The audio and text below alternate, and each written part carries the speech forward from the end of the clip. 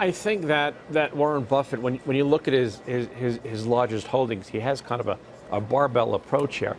On the one end, he's got Apple, which is one of his larger positions. But on the other, he's got some financials, which really have been laggards for the longest time.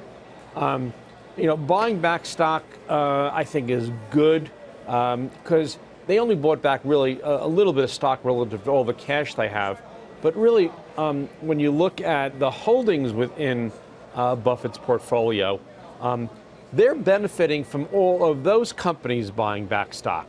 And I think Warren Buffett realizes that. I think right now what Warren Buffett is in a period where he's doing some research, and I'm willing to bet that within the next quarter to two, he's going to buy a $25 to $50 billion company.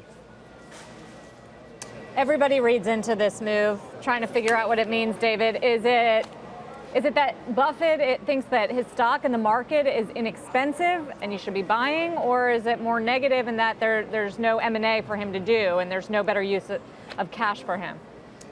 I don't think it means either of those things. And I don't mean to be critical of Mr. Buffett because he is the greatest investor of my lifetime.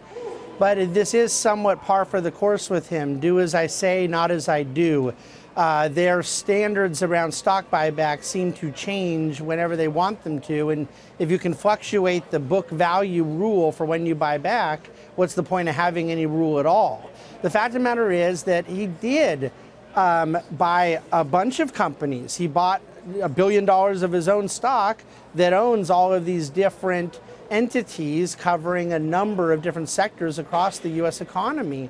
So if those things were considered to be overpriced, then why buy shares of your own company that holds them? I think it's a short-term place to do something with cash. I believe it was $18 billion of net income, so $1 billion in stock buybacks is somewhat insignificant, and I don't think an investor can read into that.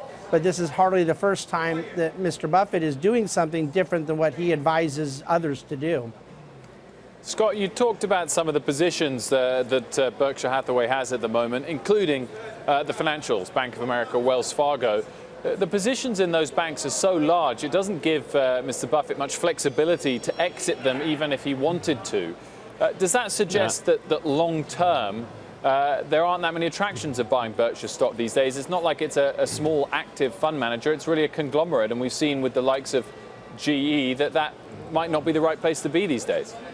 Well, to some extent, the Berkshire Hathaway of today is an index fund, whereas the Berkshire Hathaway of 20 years ago really was more of a hedge fund that can look for opportunities.